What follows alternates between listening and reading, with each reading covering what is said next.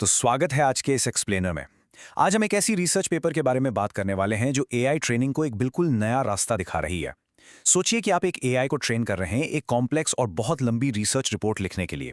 अब मैथ या कोडिंग में तो चीजें सिंपल होती हैं, राइट? या तो आंसर सही है या गलत। लेकिन एक ओपन एंडेड रिसर्च में वहां कोई एग्जैक्ट ग्राउंड ट्रूथ नहीं होता। तो जब आंसर्स वेरीफाई ही नहीं किए जा सकते तो हम एआई को ग्रेड और ट्रेन करें तो करें कैसे? चलिए आज के इस सेशन में डीप डाइव करते हैं और रूब्रिक एम फ्रेमवर्क को समझते हैं। अब इस प्रॉब्लम को समझने के लिए ना एक ह्यूमन टीचर वाली एनालॉजी लेते हैं। इमेजिन कीजिए आपने बड़ी मेहनत से 10 पेज की एक लंबी थीसिस लिखी और टीचर ने उसके बिल्कुल एंड में आपको सिर्फ पास या फेल का ग्रेड दे दिया। आपको कैसे पता चलेगा कि गलती कहाँ हुई? क्या आपकी रिसर्च गलत थी या शायद फॉर्मेटिंग खराब थी? आजकल की स्टैंडर्ड एआई ट्रेनिंग भी एग्जैक्टली ऐसी है। एआई को अपने लंबे टास्क के बिल्कुल आखिरी में एक रिवॉर्ड मिलता है। उसको बेचारे को पता ही नहीं चलता कि उस पूरे प्रोसेस में उसने क्या ठीक किया और क्या गलत।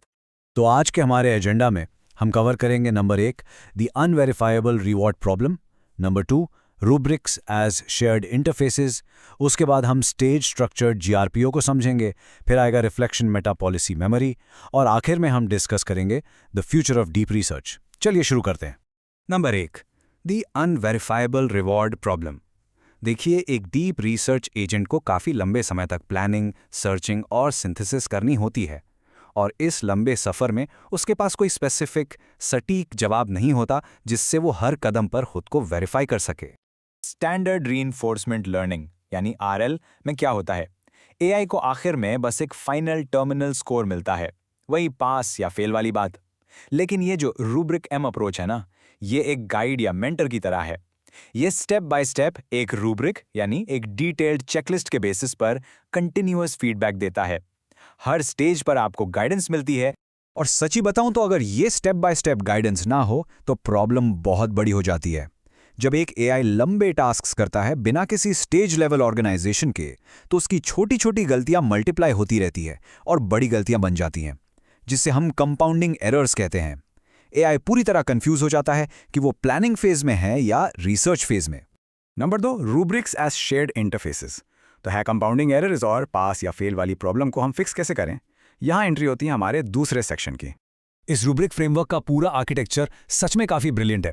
ये पेपर प्रपोज करता है कि भाई रूब्रिक्स को सिर्फ टास्क के एंड में ग्रेडिंग के लिए मत यूज़ करो, बल्कि इसको एक शेयर्ड इंटरफेस बना दो। मतलब ये रूब्रिक्स ही एआई की प्लानिंग को गाइड करेंगे, इन्हीं के बेसिस पर उसकी परफॉर्मेंस जज होगी और यही उसकी मेमोरी को स्ट्रक्चर करेंगे। एक तरह से ये एआई का अल्टीमेट ब्लूप्रिंट है। जैसा कि इस रिसर्च पेपर में एकदम डायरेक्टली लिखा गया है, rubric should serve not merely as final answer evaluators, but as the shared interface that structures policy execution, judge feedback, and agent memory. Basically, इसका core meaning ये है कि rubric को ही अपना सब कुछ मान लो। वो AI का evaluator भी है, execution plan भी वही बनाता है और past learnings याद रखने का तरीका भी वही है। Number 3 stage structured GRPO explained. अब हम आते हैं इस पेपर के उस पहले टेक्निकल इनोवेशन की तरफ जो इस सबको पॉसिबल बनाता है। स्टेज स्ट्रक्चर का सीधा सा मतलब है काम को अलग अलग लॉजिकल हिस्सों में बांट देना। तो रूब्रिक एआईएम किसी टास्क को एक लंबी नेवर एंडिंग स्ट्रीम की तरह नहीं देखता। ये उसको 4 क्लियर स्टेजेस में ब्रेक डाउन कर देता है: प्लान, रिसर्च, रिव्यू और आखिर में आंसर। यहाँ सबसे बढ़िया बात यह है कि एआई ब्लाइंडली आगे नहीं भागता। वो हर स्टेप के बाद रुकता है और अपने काम को उस स्पेसिफिक स्टेज के रूब्रिक के साथ चेक करता है। और यही है स्टेज स्ट्रक्चर्ड जीआरपीओ। ये एल्गोरिदम एआई को डेंसर सिमेंटिक फीडबैक देता है ताकि वो अपने लॉन्ग होराइजन ऑप्टिमाइजेशंस को बेहतर कर सके। डेंसर सिमेंटिक फीडबैक का यहाँ बहुत इंपॉर्टेंट रोल है। इसका मतलब ये है कि एआई को सिर्फ एन में एक वेग स्कोर नहीं मिलता, बल्कि उसके प्रोसेस के हर एक इंटरमीडिएट स्टेज को डीपली एनालाइज किया जाता है। उसकी रीजनिंग कहाँ स्ट्रांग थी, कहाँ वीक रह गई, सब बताया जाता है। और एक बोनस पॉइंट बताऊं, इस सब के लिए आपको अलग से किसी कॉम्प्लेक्स क्रिटिक मॉडल को ट्रेन करने की बिल्कुल जरूरत नहीं पड़ती। ये ग्रेडिंग एग्जैक्टली होती कैसे है? ये होती है स्टेज वाइज इवॉल्विंग रूब्रिक जजेस के थ्रू। सोचिए, जैसे स्कूल में आपको आउटलाइन बनाने के अलग नंबर मिल रहे हैं, रफ ड्राफ्ट के अलग और फाइनल पेपर के अलग। हर एक स्टेज पर एक फाइन ग्रेन स्कोर मिलता है जो एआई को एग्जैक्टली बता देता है कि उसको अभी किस चीज पर फोकस करना है। और यहाँ पर एक कॉसल स्टेज डिपेंडेंस मैट्रिक्स नाम का कमाल का कॉन्सेप्ट काम करता है। देखिए, अगर स्टेज 1 यानी प्लानिंग इतनी शानदार थी कि उसकी वजह से आखिरी आंसर बहुत परफेक्ट आया, तो ये मैट्रिक्स उस फाइनल आंसर का क्रेडिट शुरुआती प्लानिंग स्टेज को भी देता है। ये बेसिकली इंश्योर करता है कि अर्ली स्टेजेस में लिए गए अच्छे डिसीजंस को रिवॉर्ड जरूर मिले। Number 4, reflection Meta policy memory. अब जब टास्क कंप्लीटली खत्म हो गया तब क्या होता है? क्या एआई अगली बार के लिए सब कुछ भूल जाता है? बिल्कुल नहीं। रूब्रिक ईएम में यही चीज सबसे इंटरेस्टिंग है। ये है एक्सप्लेनर का दूसरा सबसे बड़ा फोकस एरिया है। टास्क के बाद रिफ्लेक्शन मेटा पॉलिसी एक परमानेंट ब्रेन की तरह काम करती है। एआई प्रॉपर्ली एनालाइज करता है कि क्या अच्छा काम किया उसने और कहां गड़बड़ हुई। फिर इन डीप रिफ्लेक्शंस को वो नेचुरल लैंग्वेज में एक एजेंट रूब्रिक बैंक में स्टोर कर लेता है। ये सिर्फ रॉ डेटा नहीं है, ये रीयूजेबल नॉलेज है। फ्यूचर में जब कोई रिसर्च टास्क आएगा तो एआई डायरेक्टली इस रूब्रिक बैंक से पास्ट स्ट्रैटेजीज उठाकर उन्हें नए टास्क पर अप्लाई कर पाएगा। तो एआई इन पास्ट एक्सपीरियंसेस को एक्चुअली रीयूज कैसे करता है? इसके जनरली 2 मेन मोड्स हैं। पहला है विद इन एपिसोड रिफाइनमेंट। अगर एआई एक टास्क कर रहा है और बीच में फंस गया तो वो तुरंत अपनी करंट मेमोरी देखकर अपनी अप्रोच को सुधार सकता है। दूसरा है क्रॉस एपिसोड ट्रांसफर। ये बिल्कुल वैसा है जैसे एक ह्यूमन स्टूडेंट अपने पिछले साल के टेस्ट पेपर से सीखकर नए एग्जाम की तैयारी करता है। एआई पुराने रिलेटेड क्वेरीज से डायरेक्टली लेसन्स ड्रॉ करता है।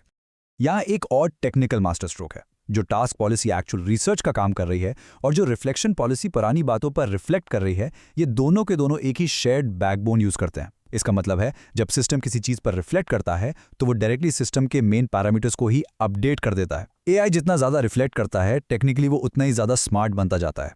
और अगर आप सोच रहे हैं कि रिफ्लेक्शन करने से एआई स्लो तो नहीं हो जाएगा, तो उसके लिए उन्होंने एसिंक्रोनस एग्जीक्यूशन का इंफ्रास्ट्रक्चर बनाया है। नॉर्मल तरीके में सिस्टम बहुत स्लो हो जाता क्योंकि उसको टास्क और रिफ्लेक्शन दोनों वेट करके करने पड़ते। लेकिन यहाँ रिफ्लेक्शन की ट्रेनिंग टास्क एग्जीक्यूशन से बस एक स्टेप लैग करके चलती है, पीछे पीछे। इससे पूरा सिस्टम कभी रुकता नहीं है। ट्रेनिंग और एग्जीक्यूशन दोनों सीमलेसली चलते रहते हैं।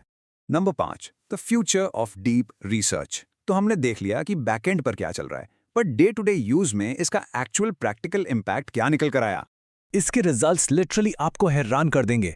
रूब्रिक M8P, जो कि बस एक 8 बिलियन पैरामीटर वाला छोटा सा ओपन सोर्स मॉडल है, वो सिर्फ अपने डेंस फीडबैक और रिफ्लेक्शन कैपेबिलिटीज की वजह से मैसिव और highly expensive proprietary deep research systems को कड़ी टक्कर दे रहा है।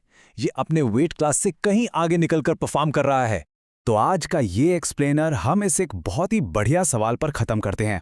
सोचिए कि जब आगे चलकर एआई एजेंट्स अपने खुद के परमानेंट और टाइम के साथ लगातार बेहतर होने वाले रिसर्च विजडम के मेमोरी बैंक्स बनाना शुरू कर देंगे, तब क्या होगा? अगर आज एक कंपैरेटिवली छोटा सा मॉडल रूब्रिक्स और रिफ्लेक्शन के जरिए खुद से इतना कुछ सीखकर इतना आगे निकल सकता है, तो फ्यूचर में एआई एक्सपीरियंशियल लर्निंग की लिमिट्स क्या होंगी?